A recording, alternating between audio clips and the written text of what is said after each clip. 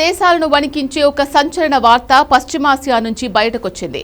తమపై అమెరికా లేదా ఇజ్రాయెల్ మళ్లీ దాడులు చేస్తే అణ్వాయుధాల తయారీని అత్యంత వేగవంతం చేస్తామంటూ ఇరాన్ ఓపెన్ వార్నింగ్ ఇచ్చింది. కేవలం మాటలతో కాకుండా అణుబాంబు తయారీకి అవసరమైన వెపన్స్ గ్రేడ్ యురేనియంను శుద్ధి చేయడానికి కూడా సిద్ధమయ్యామని ప్రకటించింది. అమెరికా అధ్యక్షుడు డొనాల్డ్ ట్రంప్ చేసిన వ్యాఖ్యల తర్వాత ఈ ఉద్రిక్తతలు ఒక్కసారిగా పీక్ స్టేజ్కు చేరాయి. అసలు ఇరాన్ అంత ధైర్యంగా అణు హెచ్చరికలు చేయడానికి కారణం ఏంటి? వారి వద్ద ప్రస్తుతం ఎన్ని అణు నిల్వలు ఉన్నాయి? ఒకవేళ ఇరాన్ అణుబాంబు తయారు చేస్తే ఇజ్రాయెల్ ఊరుకుంటుందా? ఈ వీడియోలో చూద్దాం.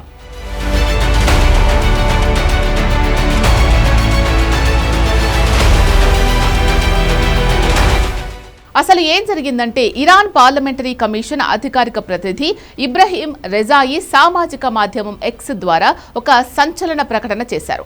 అమెరికా లేదా ఇజ్రాయెల్ గనుక ఇరాన్ భూభాగంపై మరోసారి సైనిక చర్యకు దిగితే తాము తమ వద్ద ఉన్న యురేనియం నిల్వలను ఏకంగా 90% స్వచ్ఛత స్థాయికి శుద్ధి చేస్తామని స్పష్టం చేశారు.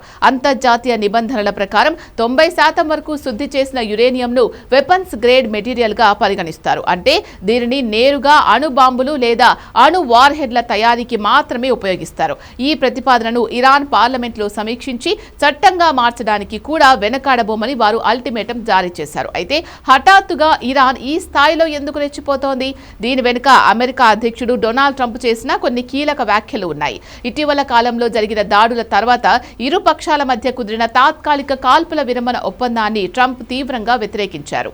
ఈ శాంతి ప్రతిపాదనలు ప్రస్తుతం మరణశయ్యపై ఉన్నాయని ఆయన వ్యాఖ్యానించారు. అంతేకాదు వ్యూహాత్మకంగా ఎంతో కీలకమైన హర్ముజ్ జలసంధి గుండా అమెరికా నౌకాదళ కాన్వాయ్లను మళ్లీ పంపేలా సైనిక చర్యలను పునః ప్రారంభించడాన్ని వాషింగ్టన్ పరిశీలిస్తోందని ట్రంప్ సంకేతాలిచ్చారు. తమ ఆర్థిక వ్యవస్థను దెబ్బతీసేలా అమెరికా నౌకాదళం వస్తే చూస్తూ ఊరుకోబోమని, నేరుగా అణు కార్యక్రమంతోనే సమాధానం చెప్తామని ఇరాన్ బదులిచ్చింది.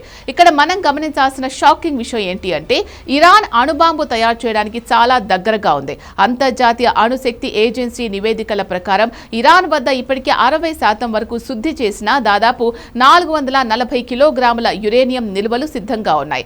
అణు నిపుణుల అభిప్రాయం ప్రకారం యురేనియం సాంద్రత పెరిగే కొద్దీ దానిని తదుపరి స్థాయికి శుద్ధి చేయడం చాలా సులభం. అంటే 60% నుండి అణ్వాయుధాలకు అవసరమైన 90% స్థాయికి చేరుకోవడం ఇరాన్కు కేవలం ఒక చిన్న సాంకేతిక ముందడుగు మాత్రమే.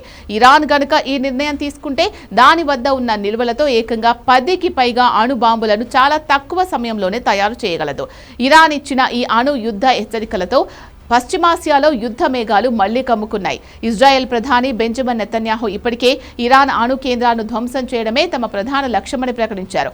ఈ నేపథ్యంలో అమెరికా ఇజ్రాయెల్ కూటమి ఇరాన్పై ముందస్తు దాడులు చేస్తుందా లేక వెనక్కు తగ్గుతుందా అనేది ప్రపంచవ్యాప్తంగా ఉత్కంఠ రేపుతోంది.